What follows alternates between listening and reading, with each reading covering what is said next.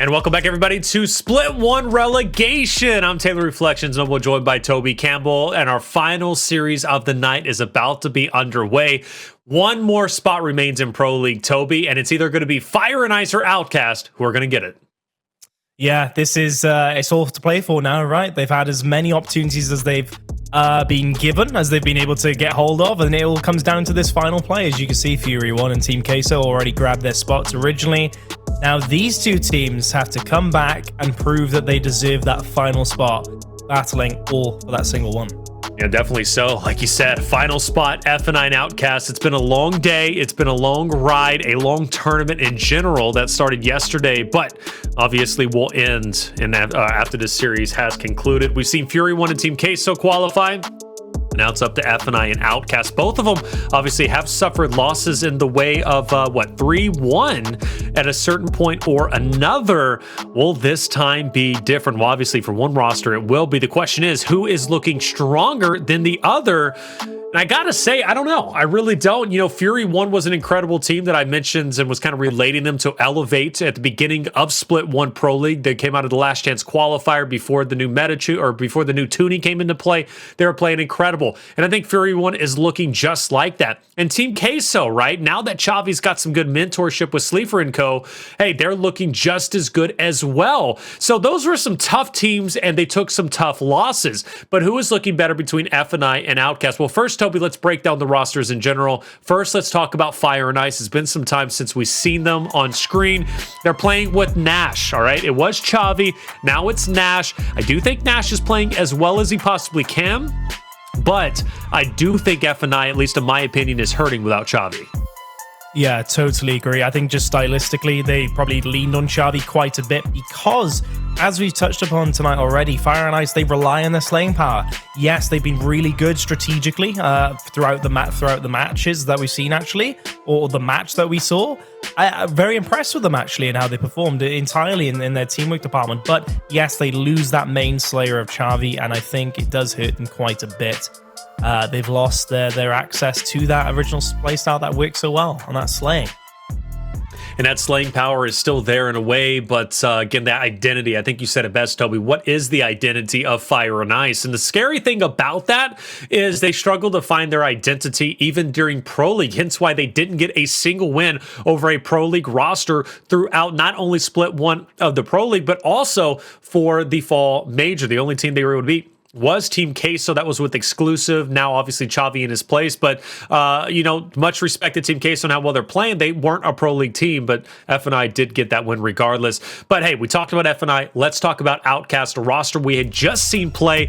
But just to recap, maybe for some new viewers, Cellz, Lava, Yachty, and Bronny. All right, Bronny now is in place of Thing 2. And also Cellz, Lava, Yachty coming from that Hive roster, right? 3/4 of that Hive roster. It's a talented roster. But much like F9, this roster is still struggling to, I don't know if it's necessarily finding their identity. They definitely know who they are, but it's more so trying to figure out how each and every team member is going to fall in place, because it seems more often than not, at least as from watching them tonight, they've been trying to outmuscle their opponents as opposed to outplaying them. Yeah, and it comes back down to potential mistakes, right? I mean, think about the Canals map. Bronny was overextended a number of times, many would argue, in situations where he really had no business doing. So, right, especially the 4v3, I believe it was one round where he was just trapping himself on junction where he had no business holding it.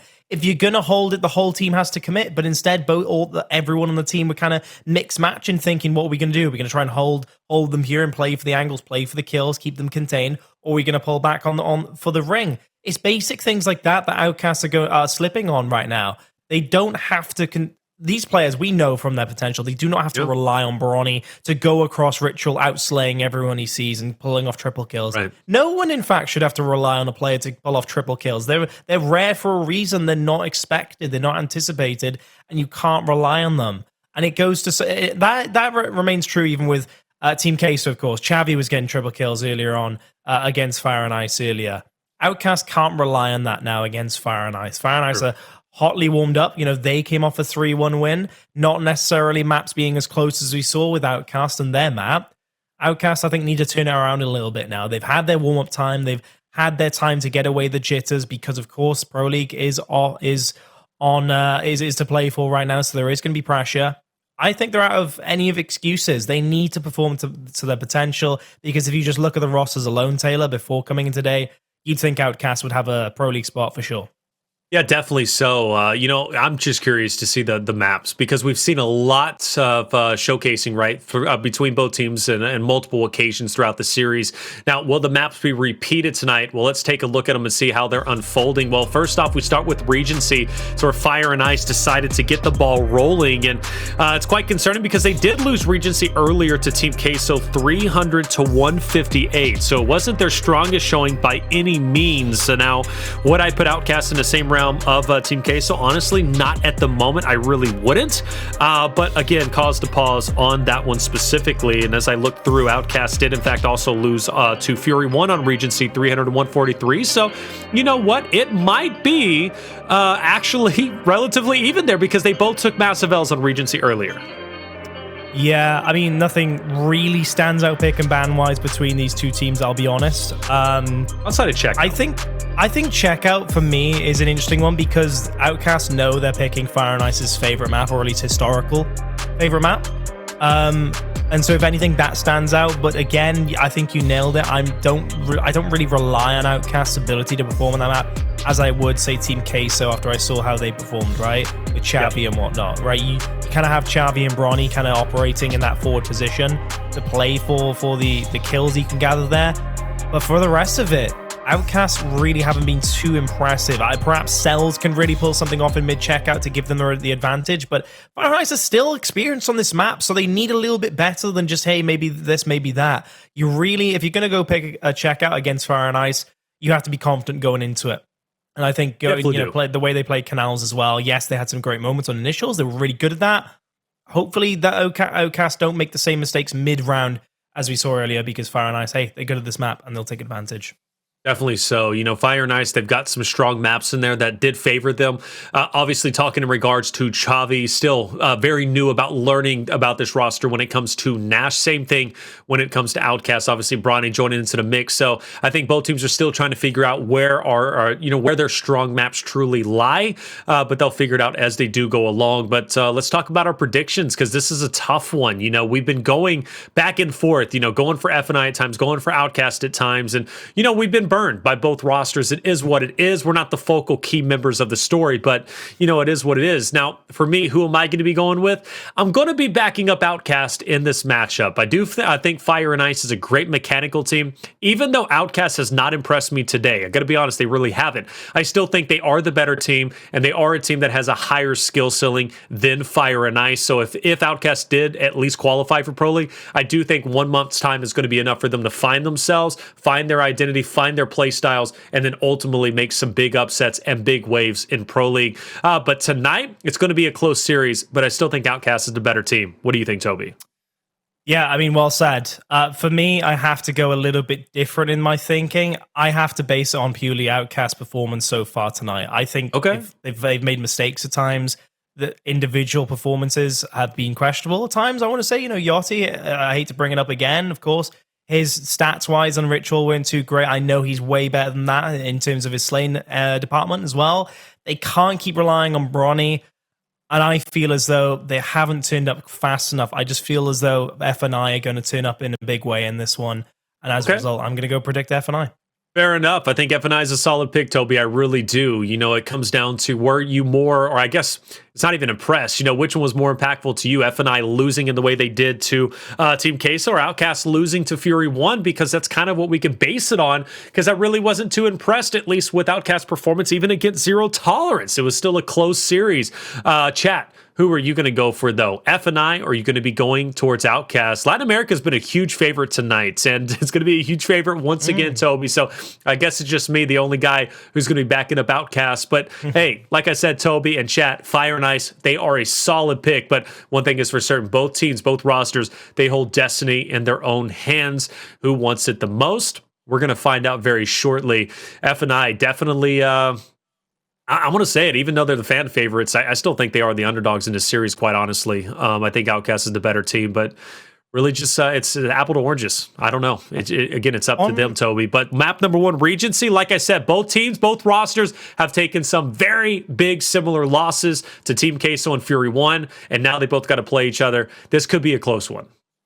Absolutely. I was about to say, on paper, I do feel as though Outcast are the better team, but that is literally on paper. On Pro League, I think they'd perform better than F&I, but I'm not voting for that. I have to vote on today's performance. I just feel so concerned for Outcast right now that they've had such close maps that I feel as though they've just edged it at times just due to some individual star performances. And as a result, I think F&I, based on the maps, have the opportunity now to take this win against Outcast. So question is, will they turn up, right? Will they really spark a fire on their side after the performance earlier, off broadcast?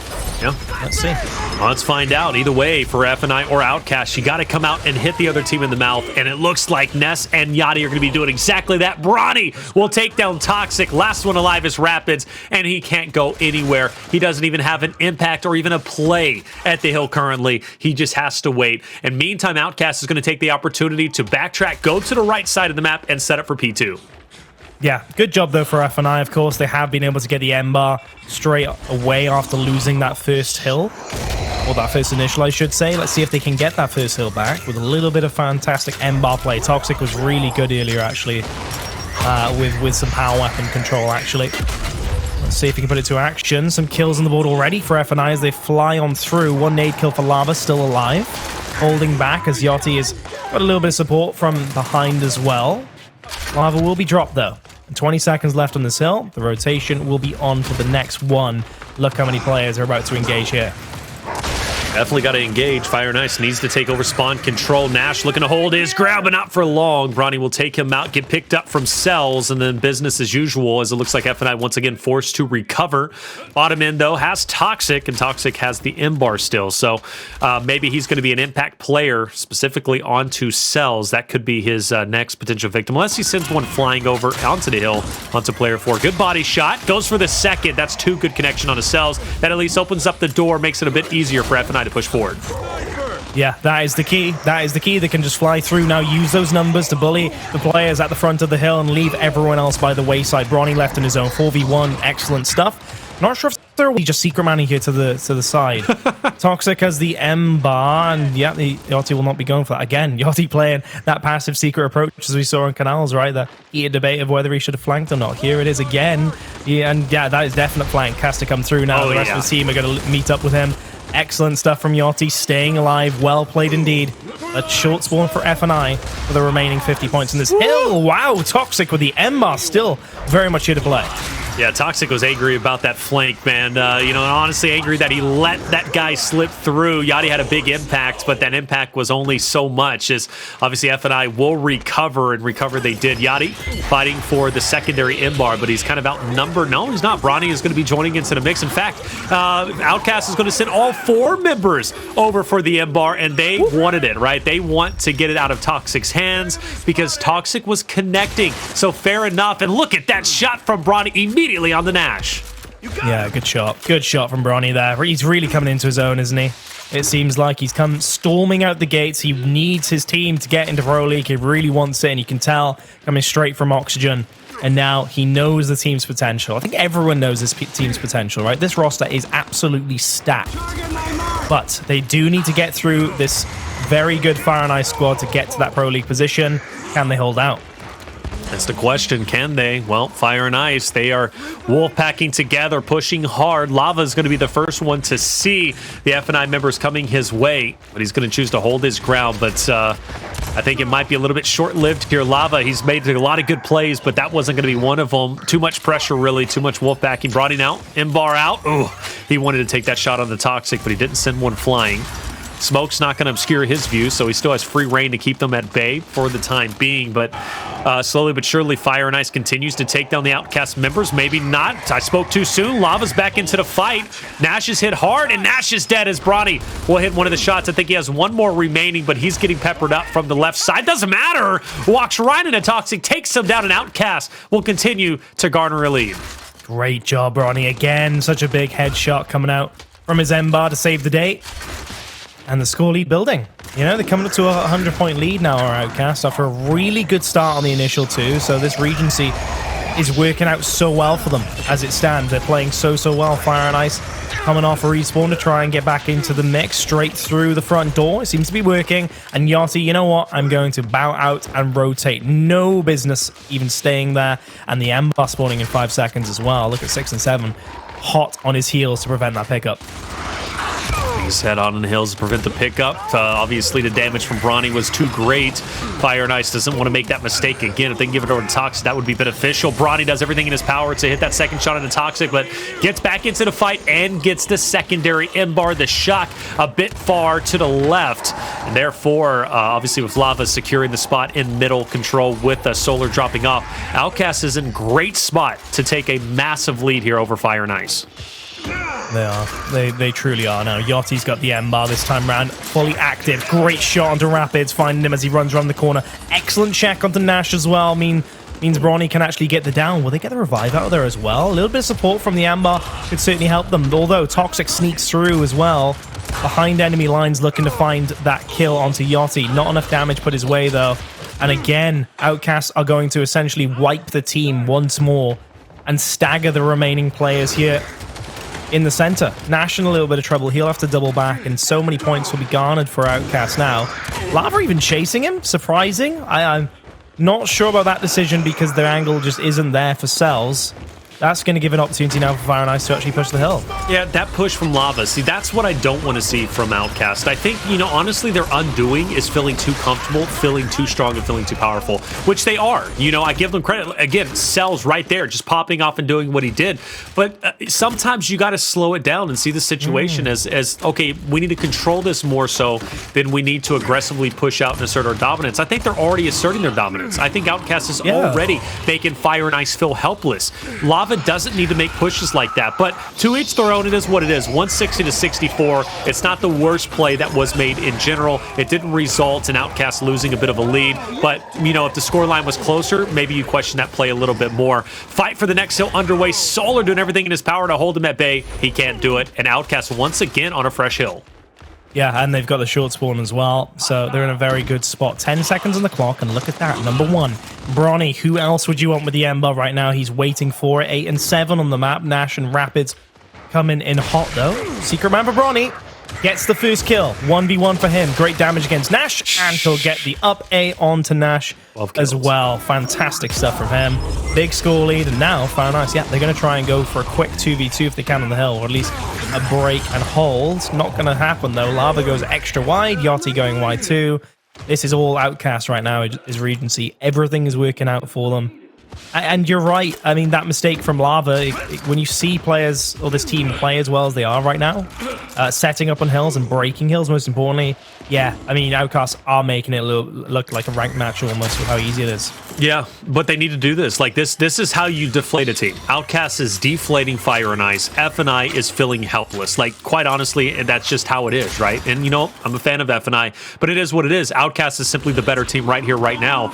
And that's something to be considered in Pro League. You know, let's say Outcast does qualify. Bronny, Cellz, Yachty, Lava. These guys are emotional people. You let them feel on top of the world. You don't shut them down, and you let them gain that confidence, especially with Bronny. Look at what Bronny's doing. He has all the confidence in the world, and he is just snapping on players left and right. He's not slowing down. He has no reason to feel like he needs to pump the brakes, okay? So Outcast, you need to shut them down, and Fire and Ice simply has not done that. So at this point, Bronny continues to pop off. 14 kills, 10k damage done. Cellz right behind him with 10 kills, 13 assists, 11k damage. And you go on the opposite end, right? For Fire and Ice, they continue to struggle. And I'm really looking at a lot of deaths, right? F&I is just struggling to get a break, struggling to get anything going. This is their best chance. Already Toxiq down. Solar, he's being lit up, forced to head down. Does get the drop on Bronny, but it's not enough. Gnash, last alive, 1v4, and GG. It is over with. Outcast will have the hill once again. Yeah, 55 seconds. They can't win off this one, and you can see players getting a little bit animated now because they really do recognize how much of a slaughterfest they've put on. Have Outcast, F&I really run out of options and especially time at this point. 4 seconds on the clock until the ember comes up. You can see Bronny just lurking in the middle of the map already, looking to see if he can bait the binge. Bait a little bit of damage. Here he is. He's timed it very well, actually. And surely he's got the call out for Outcast to sit back and wait for him to go around the flank. Yeah, he has. Here he comes. Ember gone, looking for that 1v2 damage. In fact, great movement, looking for that Gib, and he finds it. What a stellar flank that was from Bronny. And a really good hole from Outcast. 20 seconds left on this one. They will, of course, need that next hill as mentioned. But boy, are they close to getting it. And they've already rotated early on. Rotated early on. They're winning the team fights. They've got the M-bar basically 10-1. I believe, yeah, the only person to touch the M-bar for Fire and Ice was Toxiq, and that was off the very start when he essentially was able to get it. And mind you, getting that M-bar, yeah, Toxiq was impactful with it, but what did Fire and Ice give up? Well, they gave up the hill control off the rip. They gave up spawn control as well. Toxiq, despite of making connections at the beginning of the game with the M-bar, didn't have the biggest impact as a whole. Bronny, though, has had a stellar performance, and he has just been popping off, and the rest of the roster feeling positive than ever. Bronny literally holding his ground here. He does have help from Lava to the right, and Bronny dipping and rolling out. Misses the shot on Rapidz only because he was falling. If Rapidz stayed up there and Cellz didn't drop him, that would have been a body shot. So true. I respect it. It's so true. It's so true. Less than 10 seconds on the clock now for them to wrap it up. Outcast. In fact, Fire and Ice, they're not even going to reach in time. Look at that for a scoreline. 300-69 in the end. Just over 10 minutes it took Outcast to wrap up that first map. That was a performance, and that's a huge difference, of course, from their previous controls that we've seen. Who else to get MVP than Bronny? Yeah. 18-7. Fantastic usage of the M-bar. Flanks were on point. His shotgun was, of course, on point as per usual. And generally speaking, the KDs go to show how dominant Outcast were. Yeah, dominant indeed. That was the most dominant performance we have seen all night, you know, all day and all night. Well done from Outcast. That's what you have to do to Fire and Ice. Those young guns take their confidence away. Checkout is where they're going to be at an all-peak confidence, in my opinion. And honestly, Training Grounds is going to be just fine for Fire and Ice. I do think this series is still theirs to, you know, not necessarily take, but 100% make competitive. But if they do lose Checkout, I am going to be a bit concerned. They've already lost today to Team Queso. And remember, you pointed out, Toby, Fire and Ice was literally throwing everything into kitchen sink to try and throw off Team Queso, but it just wasn't working. Exactly. That is the concerning part, because when you throw the whole strat book at them, that's all you have essentially, is really to do anything apart from individual and star plays, right? If the teamwork isn't going through, if the initial strats are being answered for, then you could be out of ideas fast. And from how Outcast are playing right now, slaying wise, they're on point. Everyone is firing on all cylinders now. They've certainly turned it up.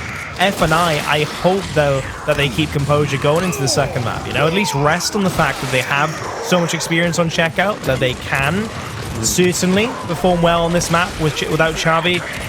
But without Xavi, is it going to be too steep a hill to climb, I wonder? Yeah, well, so this is the big thing for me that could absolutely put Fire and Ice in the grave on Checkout, and that's going to be Bronny. Now, why do I say that? Well, Bronny, yes, had a great performance, MVP, huge reason why that Regency control went 300-69. But Bronny on Checkout has been known to play the 1v spot up top for nades. Now, did he do that before earlier in the previous series? No, he didn't, okay? Especially against Fury 1, we didn't see that. However, Bronny, in my opinion, would absolutely benefit from going for the nades up top and even going for the flank, because I don't think there's anybody on Fire and Ice that's going to be able to challenge him at this point in time. So essentially, if they do sit, and eventually Fire and Ice is going to send somebody to challenge him. They did it in Pro League, but this roster is different.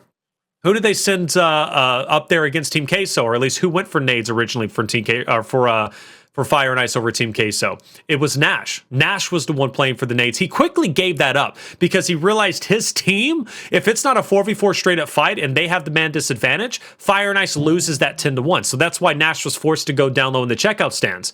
But if Bronny can successfully go for the nades, even if uncontested, and he has a big impact, Gnash is going to be forced to try and challenge Bronny, and I don't think Gnash wins that fight at all. Maybe once, but he's not going to win that consistently. Therefore, Bronny is going to be getting consistently a first blood, and he's going to be getting free nades, and he's going to be a nuisance on the flank. So Bronny is going to be my biggest impact player here. If he plays the 1v spot, Fire and Ice cannot allow him to go unchecked. So true. Very well said. And I think even just on the basis that Fire and Ice go for a 4-man, let's assume they go for a 4-man consistently, regardless.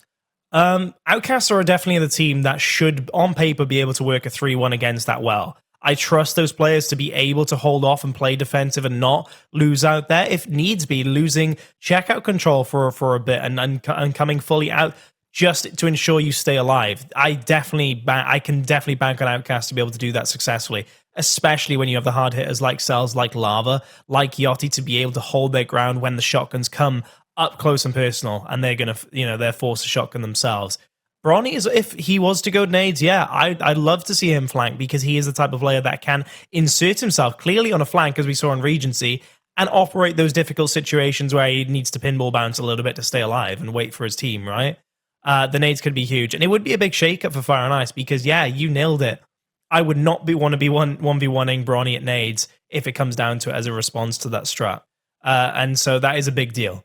Question remains if Bronny will even go to nades. Do you kind of go the similar strategy of having your star player like Xavi with Team Queso over an S, kind of commanding the field there and just going strict for that team fight? That is also something to consider, but it is also a tool for them to later use, right? If you send Bronny to nades and it's not working out for whatever reason, could be anything. They lose a check, he's losing his 1v. That's not working. You still have that 4v4 strat or that 4-man strat to rest on. Just throw Bronny back into the mix and go back to basics there. At least experiment, right? I think so. I think you can experiment, especially if you get a point lead. We might see some experimentations. I think Bronny is going to feel, if he does go for the 1v spot, yeah, he is the tip of the spear, but you also have Cellz, right? Take him into account. Cellz is also going to be helping Yachty and Lava on that checkout stand fight, and he is a nuisance to deal with in general. So even if Bronny does break away from the pack, Cellz is there. I think they're going to be in good hands. I'm only thinking Bronny in the 1v spot because, again, Fire and Ice are going to be forced to react to that. If they can't finish off at least a player and get first blood on checkout stands quickly, well, then obviously Bronny is going to be a huge impactful player there. And his nades connection, his placement with the nades is truly impactful. So I think Bronny is going to be the guy to make it happen. Fire and Ice, though, they've got a lot going for them. This is a map that they're comfortable on. Gnash is pretty confident to, challenge that platform. He does a good job getting in and getting out. He did so against Team Queso, albeit they didn't get the win. They lost 6-4, but they kept it competitive, and Fire and Ice did throw a couple of different looks. My only concern is, are they still finding themselves? I think they are naturally. These guys haven't been on the roster, or Gnash hasn't been on the roster for a long time, nor do I think Fire and Ice really established themselves even with Xavi. They were still jumbling to kind of figure out their identity and figure out who they are. So there's a lot up in the air for me when it comes to this F&I roster. But if there's ever a map they're going to win, I think it would be this one. Training Ground's not too bad for them either, but both teams got an impressive win there earlier. So either way, this could be a big turning point for F&I to, throw the momentum back into their favor, slow down Outcast, take a little bit of that confidence away, or just can embolden Outcast even more. It really depends on F&I. Yeah, and something I think we failed to mention is just how good Outcasts were on TG earlier in the game we just saw, right? And that raises red flags, especially for F&I, because checkout on TG, difficult, right? If you are to lose checkout, one of your strongest maps going into TG when Outcasts are playing that well in it, that could be all she wrote. And so I agree with you. Checkout is a huge factor between these two teams, even if for Fire and Ice to get a few rounds or several rounds to break this momentum, because Outcast right now, we're on fire on Regency, and they'll be surely taking it through every map that they can now. Well, I like this push from Bronny down low. Good job. And in conjunction with Cellz again, these guys shoulders in shoulders. This is going to be the new duo to watch out for. A power duo, power couple, if you will, all right? Missed shot from Lava. No worries, though. Cellz is still alive, and he manages to get away. Lava most likely going to be taking yet another shot out there on the Toxiq or Rapidz as soon as they expose themselves. Perfect opportunity. Takes down one, and Toxiq, not a leg to stand on. Big body. He's going to get flanked from Bronny. And looks like Bronny didn't go on the flank. Fair enough. There was just a straight-up 4v4 fight that ended up going to the way of Outcast. There you go. They want to keep it like Control, I guess, and just have the 4-on-4s, right, for the prime locations. This is essentially a hill, right? If you think about it, Control Hill is such a small area. They want to keep it close and personal, and they want Bronny to pinball essentially through checkout and then find the bush on the back checkout cover for the enemy team. Well, Blade, 1 minute, of course, is essentially as soon as you switch to Bronny's camera, he was already there. So clearly speed is the name of the game for Bronny and the rest of these guys. And they did it on left hand as well, which is a really big point, actually. Usually you'd push snipe heavy on this side where you have right hand on that cover. But instead, they do it there, and it worked out well. All right, round number 2. Fire and Ice not shy about getting on the platform, but neither is Bronny, but he's stunned. He will get that first blood. Big trade, though. Toxiq is, in fact, going to try and hold his ground. He's out of the way. Solar goes for the pickup, but an opportunity for Cellz to go in onto Gnash. But now Yachty, he's going to be in a 1v2. Solar in a 1v2, excuse me. And he's on plat. He's kind of pinned up. Really nowhere for him to go. You go forward, you got Lava. You go back, you got, obviously, Yachty. And that's going to be yet another round going to the way of Outcast in a convincing fashion. Yeah, very convincing. 31 seconds that round there. Bronny getting a kill added to his tally. And right now, Fire and Ice have had 2 strats thrown at them. Right, they went originally for the checkout play, of course, for Outcast. Worked amazingly. That time, both teams kind of go aggressive. And this time, Outcast win that one too. So Fire and Ice have been stretched a little bit too thin here, you might argue, and maybe questioning themselves as to whether they can go head-to-head against Outcast. Let's see if this round is any different. This time, a lot of emphasis placed down low for that sniper pickup. Big downs coming out. Toxiq, Solar are dropped, but they're back into the fight. No blood loss just yet. Lava feeling confident to continue to swing wide. Has to double back, though. In the meantime, Bronny is going to be in that middle checkout stand opposite of Gnash. Rapidz may be tempted to go onto the platform, but it'll be tough to take. Game plan for Fire and Ice might be to push up onto Bronny quickly. Here they go. Bronny going in for a double. Oh, you think he'd have the give in the second one. Good first shot. 2v3, and the crosses are on point for Outcast. Rapidz left to be pinched from the bottom of the plat. Well played indeed. That's 3-0. Halfway there. I'm sure Outcast are probably thinking to themselves, this has been rapid from them, hasn't it? These rounds now. And even just looking at the kind of the body language, if you will, of Fire and Ice's characters in the middle checkout there, they kind of just went round the corner. They're like, are we going for this? Are we trying to push the snipe right now? And then instantly just getting downed and back aid from Bronny and quickly having to be revived, like before they even leave the cover by an inch. Yeah, it's kind of like an insight into their minds right now, Taylor. I want to say that Fire and Ice probably are, as you mentioned in your words, a little bit deflated after Regency, and they don't seem very much like themselves. Yeah, they really don't. They're getting outclassed. And again, Outcast has all the confidence in the world, and they're not backing down. That's the scary thing about Outcast. You know, they do have the potential maybe to be a bit wishy-washy and streaky throughout Pro League, but or if they make it to Pro League. But when they're playing on points, they might be able to beat any team out there. You know, that's the scary thing about them. Fire and Ice brings it to a 2v2. Rapidz has got Cellz just in front. Not going to be enough, though. Solar laying down the ground fire, but not going to be enough. Solar now 1v2. Hold up. Solar might be able to make a play. No, and it's not going to be possible. As soon as that pickup onto Ness came through, Lava and Ness were able to bully him out. And I think Lava's going to go ahead and put him out of his misery with the snipe. Oh, maybe not. He likes the view too much. Yeah, clearly. I'm surprised. I mean, it looked like Rapidz. I believe it was Rapidz, right? Before Solar in that lineup. He committed a little bit too hard to go for that down. Like, he up-A'd clearly out in cover to be shot back by 2 just to try and get that down in that situation, and it cost him, right? Instantly getting downed. And it's unfortunate. Really, because it is just a risky play in my mind. Just take the 2v2 situation that you've landed and don't overcommit so hard to get it down in a situation. That stood out to me, at least. Checking out the kills says it all, really. Outcast leading the way in this department, that's for sure. Absolutely. Got to get kills to win execution, right? That's pretty much the name of the game, especially on checkout. Hey, good start, though, for Fire and Ice. At least first blood comes their way. Cellz tried everything in his power to at least get a couple of kills. Unfortunately, all he was able to get was downs. Now, there is a little bit of silver lining, though, for Outcast, as one of the instances was missed, but it's tough to get out of this spot, isn't it? 4v2, 4v1, and Cellz forced all the way back. He knows it's all but over. Well, I mean, he does take down Rapidz. This would be... You want to talk about deflating. All right, if Cellz were able to clutch this, there would be no going back for Fire and Ice. But luckily, they win. Cellz tried everything in his power to avoid the execution, running towards the flames, or crawling towards the flames, I should say. But Fire and Ice, they win around, Toby. Yeah, that they do. That they do, indeed.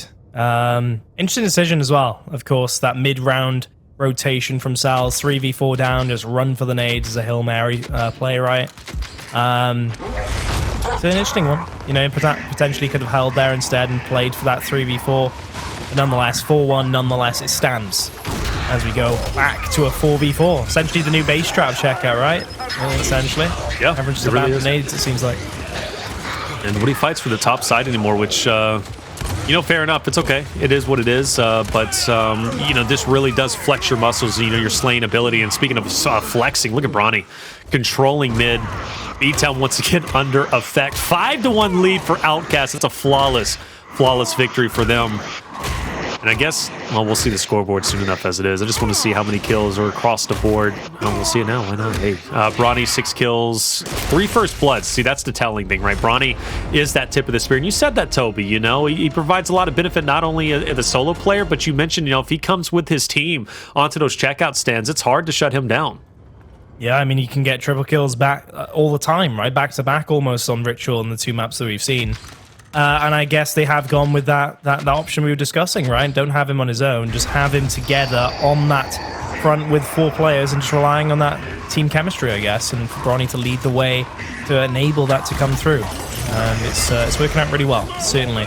He's leading the pack. Here comes Gnash to try and fight him. Incense picked up for Toxiq, and they are away.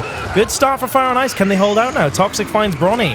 Gnash, meanwhile, responds. 2v2 as we get the flank. Has to be careful, does Toxiq, that he doesn't incend his teammate in the process, but on the last 2v1, missed throw. Could have easily hit that cover if he just slowed it down. There's no need to rush a 2v1, but nonetheless, 2v1 remains, and the damage comes on through. Fire and Ice put another round on the board, but hey, they're going to need 4 rounds in a row.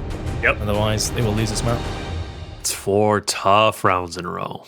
4 tough rounds in a row. But it's possible. It really is. We've seen Outcast or even Hive, you know, back in the day, right? Split 1 with a considerable lead only to lose it. Same thing for Fire and Ice. They've been on the receiving and giving in of that as well. But Fire and Ice, still an opportunity to come back is here. All it takes is a little bit of momentum to shift your way, right? To kind of get the ball rolling. Toxiq, he's going to be onto the plat, trying to get those instants. He does. To his credit, Outcast, though, they're not shy. They are pushing aggressively down low.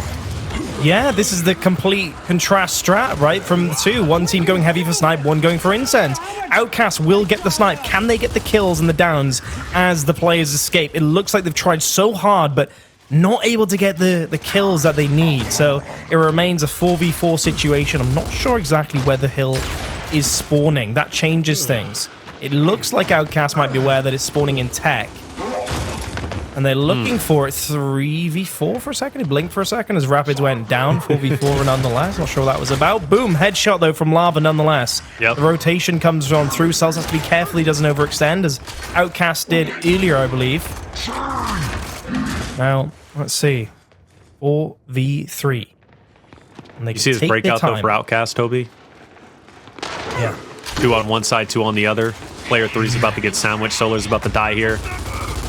And is it in electronics? I think it's just Fire and Ice just trying to break out in any way they possibly can, because they know the Vice group is starting to tighten, and there it is. 6-2 win coming out for Outcast, and it doesn't look like they're showing any signs of slowing down, Toby. This is a dominating performance here. And in our 3rd and final qualification match. You'd love to see it. Cellz MVP. 9 kills, 9 assists, 9k damage done, 9s across the board. And it looks like Outcast is cruising their way to victory. We have Training Grounds Escalation coming up next. Fire and Ice, they need new live chat. Send them your energy. We'll be right back after this break. And welcome back, everybody, to Split 1 Relegation. Looking like a quick series here, unless Fire and Ice steps it up, Toby. Currently, Outcasts have dominated not only Map 1 Regency 300-69, but also check out 6-2. Fire and Ice falling flat. They are. They don't seem like the same team we saw earlier, I think it's safe to say at this point. And likewise, you can say the same about Outcast, actually. They have been playing so well these last 2 maps. Completely different team from what we saw in the match before, I think it's safe to say. They have been phenomenal. And it's not only Bronny, right? It's not only Cellz, those kind of main slayers of this roster. It's kind of everyone. Yep. Everyone's on point. No one's really making too many mistakes, it seems like, at all. In fact, when you think about positions, right, even this last round was a great example of a team working so well together. They broke down the F&I setup over towards that tech area in staggering fashion. No one was too close to getting taken out. Cellz is quickly running away as soon as F&I rotated to try and kill him. Yep. Everything working so well, and just the scoreline at the top of the screen says it all, really. I mean, at this point, it's like Outcast is coming out for Fire and Ice's neck, and they're not even playing the same game. Training Grounds Escalation is going to be coming up next, Toby. And man, it's you know, it's interesting because it's like I mentioned Regency. Regency was one that both equally lost in much the same dominant fashion. Both the Team Queso and Fury won earlier during their qualification matches, right? Because they both do come from winners brackets, and they both started earlier today with the chance one series away from being in Pro League already. But obviously now trying to do it through losers. But now it's a bit of an opposite because Fire and Ice Outcasts have had impressive wins on training grounds, okay? So for Fire and Ice Outcasts, they're going back to their home turf where they feel confident and they feel good. But the question, well, it's not even really a question at this point. I just think Fire and Ice truly doesn't have the confidence to turn this series around, and I'm calling it now. I think Outcast absolutely is feeling themselves. They're feeling good. And they've got that weird strat. Well, maybe they have that weird strat depending on where the power weapons go, but they have that weird strat where they like to send Yachty home hill to home hill on the second half and then meanwhile fight for the neutral. Granted, that was for Torquebo, but the same can be said, like Outcast is not shy about throwing curveballs in their strats. Yeah, absolutely. I think Fire and Ice were really good earlier strategically on this map, super impressive, and they were doing a number to Chavi in particular, right, with the navigation of the hell placement, of course, underneath. But also just the fact that Outcast was so good at the team fight earlier up top.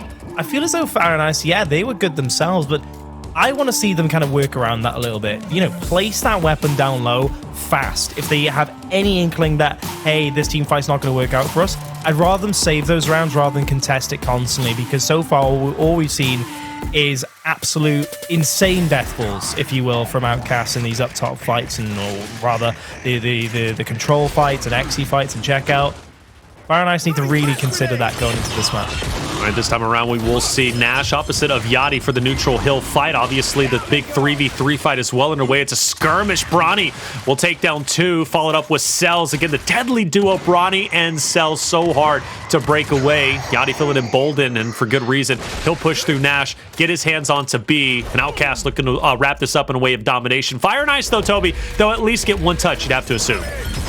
Surely, yeah. They've got time to wait for everyone to come back now. Toxiq has pushed on through. They've got the break, but no, instantly Cellz gets killed. Solar gets one, but surely that's all she wrote for that round. Gnash is there to... Wow, what a huge give that was on Lava. There's no way. 1v1. No, he gets damage from elsewhere, I believe. Yep, Yachty just behind. 3 seconds on the clock. They will not reach it in time. Outcast, a deserved round. And it brings me back to my original point, Taylor. That was so fast that Fire and Ice lost that up top fight. I wouldn't really complain if they just put something huge down bottom at this point, like straight away. Just play in a way, you know, placement in a way based on the fact that the first two maps went the way they did, right? And, you know, kind of don't just think this is a new map. I would just at this point just act in a way that the two maps are directly leading into training grounds rather than throwing some rounds away. It looks like Fire and Ice is going to at least give it one more go, Toby, before they change up the map drastically, which, fair enough. We have seen, you know, round one go in a dominant fashion towards one team, only to be followed back up with a dominant round for the other team. But if FNI doesn't have that dominant round, that dominant answer, well, obviously that does raise calls for concern. And you notice Fire and Ice will take the bottom side. They don't go for that headbutt fight again. They do not want the smoke with Bronny and Cellz. And in fact, even Gnash doesn't even challenge Yachty. Interesting.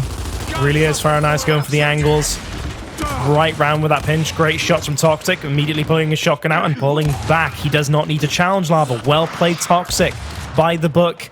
Excellent stuff. And they will win that up top fight. Meanwhile, Yachty in his own 1v up top against Gnash. Great damage onto him. Still looking for it, and he can continue to find this player. Look at that for a back A. Well played, Yachty. Knowing exactly where Gnash should be, but of course he does get angled out in the end despite his efforts. And I'm amazed that Fire and Ice is just now getting on to B, and Outcast was able to secure such a lead as they did. And now Outcast already have their numbers back into the fight. Rapidz will go to God's spot to go ahead and try and get away, maintain his life, because Cellz was laying down that fire. And it wouldn't surprise me if Cellz pushes this fight. It wouldn't surprise me if he tries to get an angle on Rapidz and God's spot and then focus on player 7, Gnash, who is most likely going to stay up top. You take down Rapidz, well, you're going to have a good advantage. And in fact, with Bronny being up here, it's only going to help, you know, Cellz feel more confident in this retake attempt for B. Plus, Yachty's going to be there. Yeah, Outcast is going to fully commit for this, and Fire and Ice, they can see it coming, but are they ready for it? The only X factor is going to be player 5, Toxiq, who's down low. Yeah, well said. Bronny, again, great angles onto the players hiding around God's spot right now. They've pushed across, and they have the angles as this team. They can really shoot them out. Meanwhile, Gnash, though, coming to the rescue. Cellz finds it, no problem at all. Runs across the wall. Well played. And also gets the kill on Rapidz, who was down too, I believe. Toxiq will try and change things up in a heartbeat, though. D-Hill changing hands. Look at the score. It's still relatively close between two teams. Outcast are going to be in control of the the Overlook, but Solo's overextended himself. That's a big overextension, and even the decap is going to help, obviously, for Fire and Ice. But will they be able to get the neutral? Well, it depends on how Lava decides to play this. Gnash will get the decap. Lava, not a lot of options to his name at this point in time. Outcast is getting to the point where they need to get on all three hills. Lava gets to drop onto one. Yachty's going to be helping. These downs are definitely going to be impactful. That's going to be two. So at this point, Outcast can continue to push forward, and push forward they must. They need to get on A in order to win this round. They only have mere seconds to do so.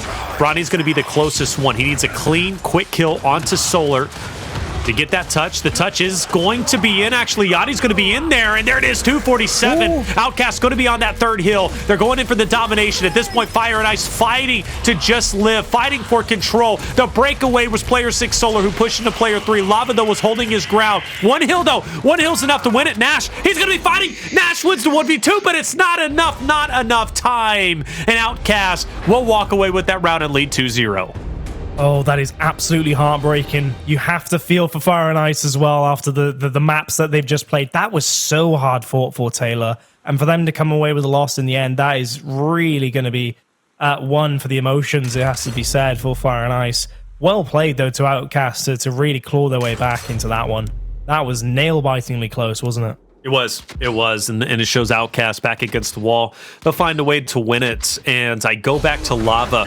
Big hero there. You know, we're focused so much on Bronny, we're focused on Yachty, and for good reason. Everything had to go right for Outcast in that moment, but Lava did get challenged by one of the players from F&I, and he won the 1v1 to hold the neutral. If he loses that fight, Fire and Ice wins that round and ties it up 1-1, but because Lava wins the 1v1, and also in conjunction with Yachty and Bronny winning the home hill fight on A, well, that was all she wrote for F&I. Good breakout, though, for F&I once again. They do, in fact, win the Overlook fight. They will overextend Lava, going into damage control to get on the C.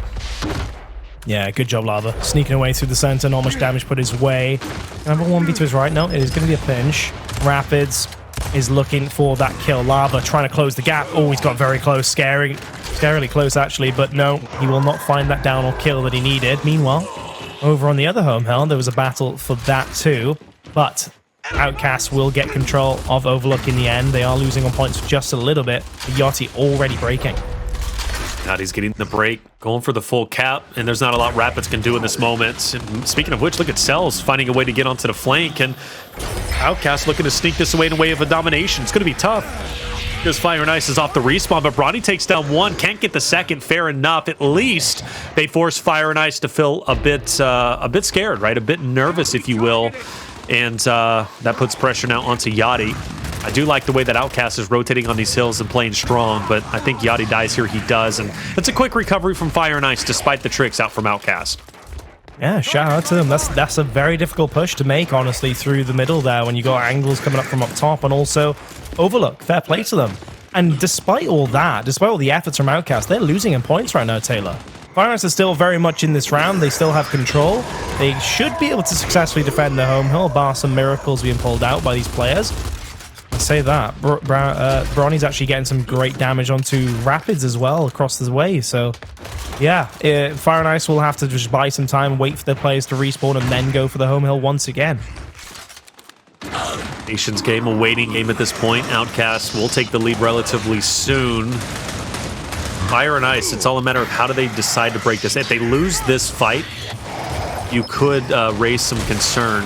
Good. Oh, no. Was that it? Oh, it was. It was. Rapidz killed Toxiq. That brought it down to a 2v2 instantly. What was looking solid for them with the team pickups turned into a disastrous strat, and Lava wins the fight against Solar, and that ultimately is going to be the round once again going to Outcast. Now, it's not as crazy as it was before because, look, you know, in other rounds, Outcast, you know, they were on the precipice of losing. But again, that team fire, that team kill, almost reminiscent of when Zero Tolerance was playing against Outcast on that ritual control, right? They went for the break, and then that team kill came in. Same thing here. There was still a lot of work for Fire and Ice, but things like that show that your team might be a bit rattled. Yeah, safe to say that they're rattled at this point. Here we go. Placement time. That's exactly what we were looking for. It's at the 3-0 mark, of course, a little bit later, perhaps, than I would have liked. And it's simply because Fire and Ice have been great operating around the power up and down low from what we saw previously. That is all. That's the primary reason for me wanting to see it earlier. But Outcast, they seem to be off to the races. This is a lot different now with the drop shot being there. Toxiq's going to get the quick pick. Can he get out, though? That's the question. Yo. And you know what? He was doing such a good job doing that against Team Queso until we remember he was getting in and out with that sniper. Does the same thing with drop here. Unfortunately, where did it go? Well, to Narnia, I suppose, anyways. It didn't make an impact whatsoever despite him getting away. Bronny taking down Solar and Outcast despite not getting the drop shot. It looks like they're not even stressed about it. No, they cut them off so fast. I'm so surprised, actually. It was like the call-out was set up as soon as that player went in for the pickup. Toxiq, as soon as he got it, he was just cut off, and he couldn't even fire the drop shot in time. Yachty fighting on the home hill again. Surprised he even stayed alive as long as he did, but he did get dropped in the end nonetheless. Bronny, 1v2 in front of him. Does go have some support actually just behind him, but it's only him and Lava alive as it stands. Have to be careful, yeah. They are going to lose out on this home hill. And they're going to lose map control as well. Fire and Ice can just push up and take that control now. Drop shot, of course, is gone. So Fire and Ice are very much in the game now. B hill control as well. Setup is a go. Perhaps Fire and Ice can gain some ground now.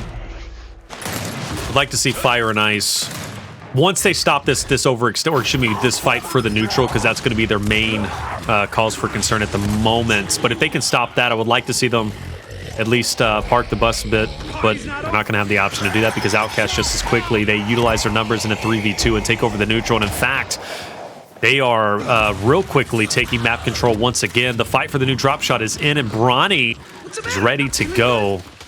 They're actually going to forego it. 20 seconds is too long. They want the domination right here, right now. Okay, fair enough. Not going to go for the cap just yet. They need to win the 2v2 first. The best two players, perhaps, to win it for themselves, and Bronny firing away on all cylinders on the enemy home hill. 3 seconds to go. Can they reach in time? No, they cannot. Outcast are putting an absolute clinic on Training Grounds now. They were 4-0 up in the previous match that we saw on Training Grounds where they played on broadcast. And now here they are again. Will they finish off in 5-0? Honestly, Taylor, something tells me that they will. Yeah, something tells me they will as well because, again, for Fire and Ice, they've showed multiple looks. They've tried different things. They put a drop shot down. Nothing is working. Don't even place a bolt talk. Honestly, play something in Overlook. Just make it chaotic, but they want the instant. Not a bad play. Instant kill potential. You never know how that can dictate the pace. Meanwhile, on the opposite side, you do have shocks that are going to be available for Outcast. You take your pick. You pick your poison. It is what it is. Toxiq has been really good with getting in and out with the drop shot. Last time, though, he didn't have much of an impact with it despite him getting away with it. He's been dropped here, and he's already down. Look at how well Outcast knew exactly where Toxiq was going to go. They focus fire him literally with 3 Lancers, Toby, and they instantly kill him. Solar drop shot in hand, and he actually does get away. He does. The pinch is not there. He's not getting cut off. Gnash is still actually operating on the E-hill as it stands. Lava's going to be taken out. Bronny is going to be dropped as well. Meanwhile, Secret Man to the right. Yachty is there. Solo rolls wide, though. Great heads-up play from him. Still hunting for it, though. He's so red. He needs help. There we go. The players are going to be there. Although Cellz straight off spawn doesn't even matter. Great movement from Solo there. Setting up that gib. Well played. Now Fire and Ice are flying for the triple cap right now. As they should. Lava gets a trade. Player 1 from the flank. Who is that? Of course, it has to be Bronny, right? Making an impact, making Fire and Ice nervous. Bronny's going in for the third. Cellz just behind him. The deadly duo once again keeping the game alive. And the door is wide open to get onto E, at least for the decap. I'll be curious if Bronny sticks it for the full cap. It really depends if Gnash is going to push up. But with his teammates behind him, yeah, Bronny's going to go ahead and stick it. Take the 2-1. No, hops out. Fair enough. Play the long game. Gonna go ahead and go back in. Fire and Ice with the lead, but we've seen it so many times, Toby. F&I with the lead only to lose the round. Yeah, it's so true. They have actually been surprisingly close in the score department in many of these rounds. It's just been the triple caps that Outcast just keep seeming to get time and time again, that's for sure. Rapidz gets Yachty, meanwhile. That's 3 down if he can get that down. So Fire and Ice, again, back into it. They've got map control. They've got kind of lower control now. Of course, the B hill no longer there. It's the E hill up top for that neutral hill. Eyes on target. So Fire and Ice, they get these opportunities. Speaking of opportunities, though, 20 seconds until the drop shot does spawn. Solar lurking down there. That's going to be the next point of attention for both teams now. And with the score lead of Fire and Ice, you really don't want to see them throw away this opportunity, right? No. Well, no, because they would lose. You know, they would be done. Yeah, they would be done. So the series would be over with. This is it. I mean, but yeah, if they lost this, then it'd be absolutely solidified. Like Outcast 100% deflated them and took them down. And in fact, it's still a possibility with 20 seconds remaining. The home-to-home being locked in for Outcast. I guess it's going to still be hard. Oh, this would be such a big connection before he... No, he misses. And the full cap will go into F&I. Toby, Fire and Ice will stay alive a little bit longer. Yep, they will. Maybe just wait for the active for a brief second for Cellz. Would have been advisable. Did have time, but nonetheless, round goes through. Fire and Ice do win that one in the end. They can win one. Can they win 4? That's the question, right? If you can win one, can you just win one after the other? I'm not sure about that because, of course, you're up against a very lively team right now that can really just move and swivel on a dime, it seems like. What's the plan for Cellz? Disable this early, maybe? That would be interesting, that's for sure. Well, obviously you can't disable at the moment, but hold on. Retro? Okay. Yeah. So, I mean, I know. We're just like, what's he going to pick? I mean, it's 4-1. It's 4-1 still at the end of the day. I don't think anything would too huge could occur at that point to change things up on the weapon placement screen, but I'm curious to see if Outcast just play this super aggressive and fast and look for that triple. Meanwhile, speaking of fast, look how quick that down was on Bronny. Yeah. He's barely out of his spawn and he's been downed, stuck in that courtyard there. But there you go. Lava throws one back. Solo with a drop shot. Big 1B. The Cellz and Gnash now for the E-Hill. Cellz missing a couple of shots on Gnash, no worries. Gnash will close the gap. Cellz, though, will take him down. He can get onto E. Solar drop shot, though, something to keep in mind. Curious when he does decide to pull it out. Maybe he's already used it. Surely he would have already had it in his hand pulling out the active, but maybe he's just holding on to it. I guess did he already use it? He must have. I'm assuming so. He was off screen, of course. Well, either way. Too sure of the game. Gonna hold this ground down low. You still got to push in, though. Drop shot would be huge here, but Wolfpack is just as good, I guess. This is going to push in straight into Bronny. Bronny, snub out, trying to lay down as much fire as he possibly can. Bronny, on his last down and out, will be finished off. We saw him get down earlier. You mentioned how quickly it was. Obviously, he had 2 more that followed suit. Still, though, Fire and Ice is yet to get onto the neutral. Yep, here they go. Still flying for that hill. Gnash will find Cellz as they trade away.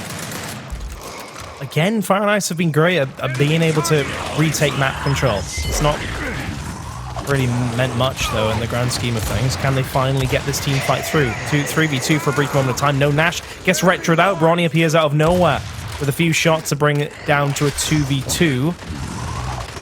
Oh, Bronny might get it down. Yeah, he does. Does that open things up? Are they going to go on that? No, Cellz is out off spawn now. 3v3 over for this E-Hill now.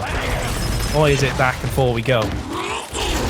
Well, neutral's not going to be enough. Outcast, sooner rather than later, is in fact going to be able to win off of just 1 hill. I don't think they passed that threshold just yet, but it's incredibly close. Cellz with the flank will take down Gnash, and that's going to put Fire and Ice in a frenzy. They are just moments away from taking a loss 5-1 and ultimately forced to play in the Challenger Series.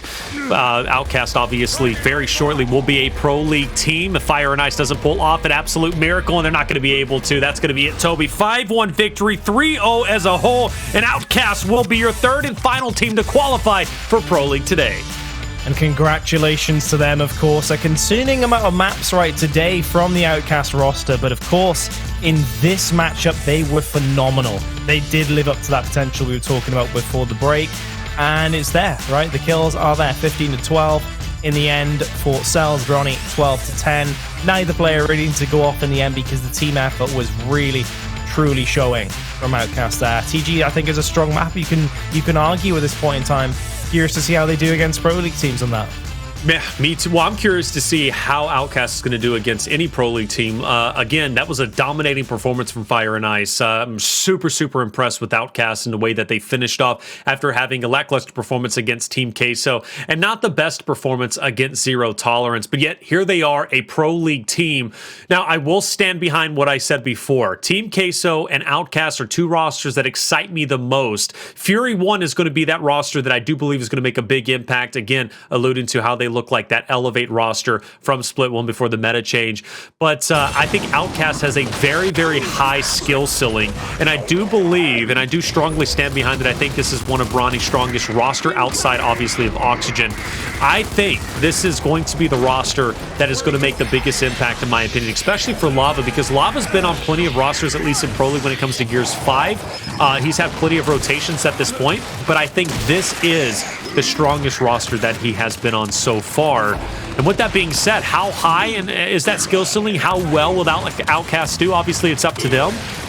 But if they have performances like this and they're playing, with the utmost confidence, I think they can beat anybody. I really do. They can go far. Yeah, absolutely. Totally agreed. And just for context in terms of the strength of this roster, I think this roster on paper is better than the Oxygen roster of old. I truly think so. On paper, it's an upgrade for Bronny. He should be very happy with this roster. Yes, I know I've been critical of this roster, or rather this team, throughout today in terms of their performances, but it's because I would argue that I hold them to that regard in that they do have so much potential. On paper, they were probably the favorite team to get into the Pro League straight away. Absolutely. Right? And it was kind of a surprise that they didn't win their first game, in honesty. I'm glad to see the true Outcast present itself here at the end of the broadcast with the results we see at the top of our screen today. Bear in mind, this was against a former Pro League team, right, as well, in Fire and Ice, and Outcast clearly are the deserving team out of the two to get back into Pro League and keep their spot. There it is, Outcast qualified for Pro League. Congratulations. Super excited to see Outcast play in the Pro League, and also equally as excited to watch Fury 1 and Team Queso compete.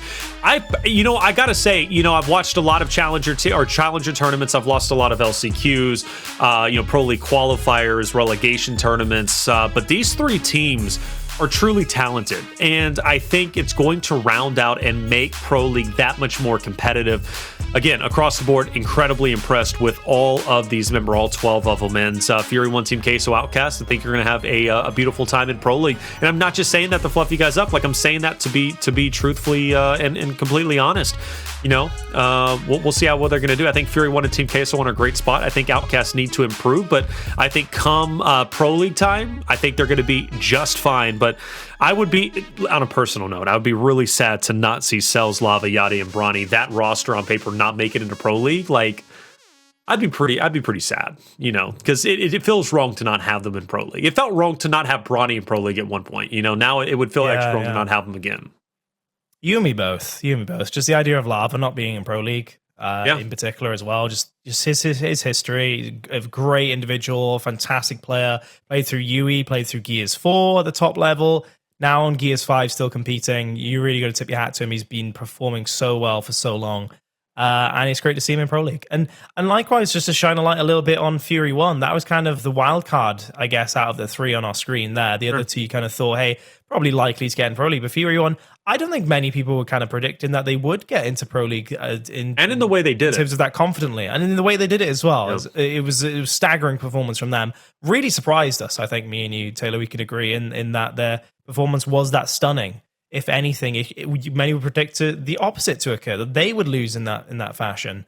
But no, they impressed me. I've learned a lot about Fury 1 today. I knew a lot, of course, about Team Queso originally, especially Chavi making that roster move, and it's great to see those guys and Outcast make it through. But yeah, Fury 1, the wild card. Can't wait to see how they do against the pro teams. Yeah, I'm excited about it. Let's take one final look at all of our Pro League teams that are going to be competing come Pro League time. Rise, Noble, Pioneers, E United, Rebel, Elevate, and Pittsburgh Knights, right? You knew those 7 teams were already going to be there, but the final 3 teams to join into the mix, Fury 1, Team Queso, and Outcast. Well played today. It was a long day. It really was. They showed that they had great stamina. More so, I think, for Outcast, obviously, who had a bit of a longer run to get here, but they are here nonetheless. All 10 of these teams are the best in the world, and for good reason. Cannot wait to see these guys compete against each other. And we're going to see it relatively soon. But for the most part, though, a lot of competition out there. And Pittsburgh Knights, it's going to be exciting to watch them compete after getting second place, and it's going to be really telling how they start their season off after getting second. I think they now have the most confidence that they've ever had as a roster. Yeah, I think United and Pittsburgh Knights do really need to consider the contrast, the disparity between their major and Pro League performances right now, because United had a pretty damn good Pro League, actually. They were super consistent against the lower ranked teams, 3-0ing pretty much everyone. I think they dropped one map apart from, excluding the top 3 teams that they played against. Which is insane of itself, but they did have a very lackluster performance in the major. Meanwhile, PK, the opposite end of the spectrum, you'd think they'd be doing way better in the Pro League, even higher, maybe some would argue, than United at times, based on their historical performances and roster swaps that they've had. But it was only in the major that they performed as well as they did with that potential. I want to see Raver, I want to see the rest of the guys do so well now in the coming split to prove that they're not just a major team. They can perform week to week and remain consistent playing against other pro teams. Yeah, like I said, I think they're going to have the most confidence they've ever had, truthfully. And you got to take them seriously. You really do. And speaking about Pittsburgh Knights, they are going to be putting on a special show as an organization, and that is going to be the PKNA Showdown. Mexico versus USA, $2,500. And the thing that I like about it most, Toby, winner takes all. December 14th, 8 p.m. Eastern Standard Time. You got to check this out. And we've been talking about Labawa. He's going to be playing there alongside Detox, Cellz, and Powers, and on the opposite end, you got Raver, Demon, Dyslexic, Sleeper. My lord, the Slayers that are playing against each other, this is gonna be a battle. I love this. This is just so stacked. Both rosters are so stacked, Taylor, and it's going to be an absolute pleasure to watch. You mentioned it. Winner takes all. Yeah. $2,500 a line. That's a huge event, folks. It is. That is massive. And it's going to be an absolute spectacle, especially considering these rosters are completely jumbled up, right? They're not Pro League teams. These are kind of almost dream teams, I want to say. And many would argue of NA and LATAM. You definitely you could mix things here and there to try and get the true dream team, but they're very close. Let's be real. And you mentioned it, the Slayer, a component between the two teams as well, going head to head. It's going to be an absolute blast. Yeah, Dyslexic Demon on one end, then you got Powers on the other. It's going to be a crazy time, to say the least. I don't know who's casting that, but whoever it is, they are going to have a blast doing so.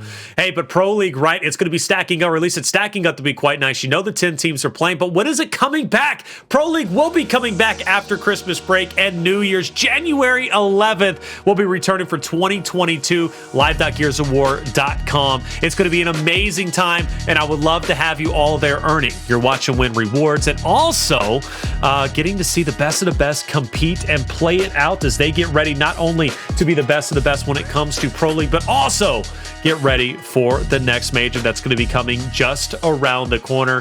Hey, it comes a lot quicker than you think, guys. Major time, it's right there, very quickly. But Toby, it's been an incredible day. Relegation was a ton of fun. What are your final words before we get out of here? Final words is I'm really impressed with how a lot of these teams played today. In particular, Fury won. Again, back to it. The wild card, fantastic stuff. I've learned a lot about this roster in particular today. They put on an absolute clinic in terms of what their team can do. And I was just so impressed how flawless they were. Mistakes, with lack of mistakes and whatnot. Outcast, super happy for them to summarize their performance at the end, that they could perform to their true potential. Me and you were predicting twice in a row for Outcast, remember? Up until that third time I went to Fire and Ice in the end. I did make the mistake, I guess, in that prediction. I mean, hey, Outcast definitely played like a different team in the end, it's safe to say. Very happy for them, in particular. Team Queso, great to see them back in the Pro League, performed really well in the Major, and they've got Chavi, that dream, that star player now, to see if he can perform and keep up his momentum at the pro level. Very, very good day, and it's been a pleasure to cast once more.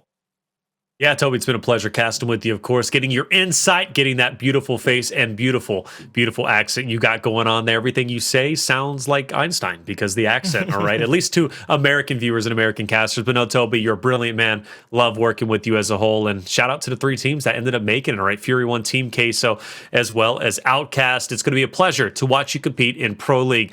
But for myself, Taylor Reflections, Toby Campbell, our production team, and you in chat, thank you so much for being here and be back for Pro League January 11th. Enjoy your Christmas break. Enjoy New Year's. Hey, just have a good time out there and be safe.